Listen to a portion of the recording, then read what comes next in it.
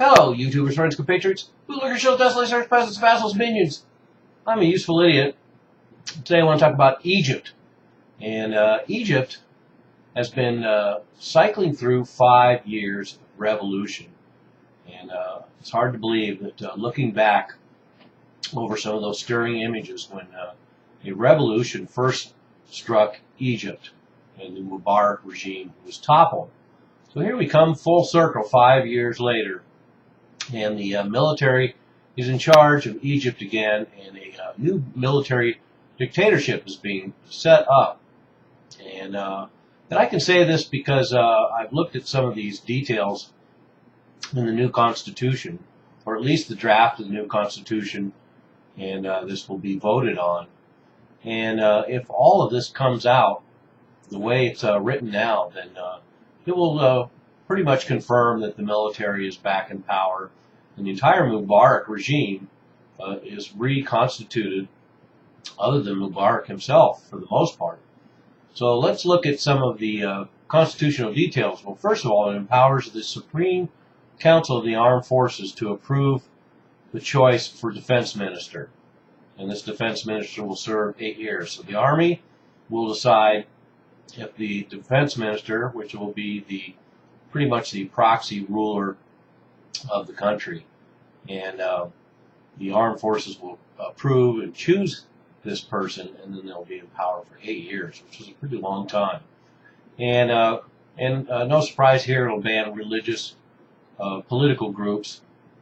It will remove all the clauses introduced by the short-lived Morsi government, and most sinister is it allows civilians to be tried in military courts. So if you have any doubt that the military are in control, then civilians can be put before military courts.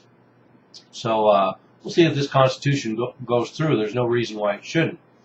And I think one of the things that's interesting about this coming full circle is that it was a revolution of some sorts, a fabricated revolution that was actually a military coup that happened in Egypt last year, and then the resulting bloodbath against the Muslim Brotherhood. So once again, it's interesting to find another country, Egypt, that will turn its internal insurgency and label them terrorists, and therefore all bets are off, all law is off. It's no holds barred war on the Muslim Brotherhood. And certainly that's what we've seen so far. And there's been sporadic violence, but not as much as one would just expect under these circumstances. And I suggested before that one reason would be the fact that the army was never really out of power, and they can just return to their old apparatus with their secret service and their police and their military, and just go back to controlling the country with an iron fist. So, one of the reasons why this is happening the way it is, of course, was with the support of Saudi Arabia. This is what Saudi Arabia wants, and this is another example of Saudi Arabia staking out their own foreign policy in the midst of everything. They are basically filling the vacuum left by Washington and the U.S., the Obama administration, basically dragging their feet on some of their economic loan packages. And then, of course, they went against Saudi policy in Syria. So Saudi Arabia is setting out their own path and giving billions of dollars to the Egyptian military and the Egyptian government, which are one and the same.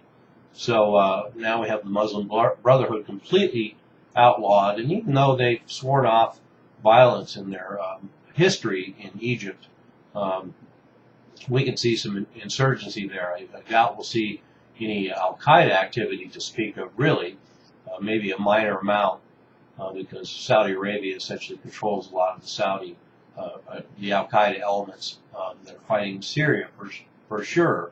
And then the U.S. has a interesting relationship with Egypt right now, and we shall see what happens with the next parliamentary and presidential elections happen this next year. And this could put another shift in this whole geopolitical landscape in the Middle East. And then, of course, Israel and Egypt will continue to have a good relationship because Israel being basically a militarized state and Egypt being a country run by the military, they have a certain détente and respect for each other. And I'm sure they will continue to have a good working relationship. So we now have Egypt, Israel, and Saudi Arabia somewhat aligned. And so that's where we stand now. So I think it's safe to say that military dictatorship has returned to Egypt. And if anybody else feels otherwise, I'm more than open to hear what you have to say in the comments below. I'm a useful idiot. Don't you be one too.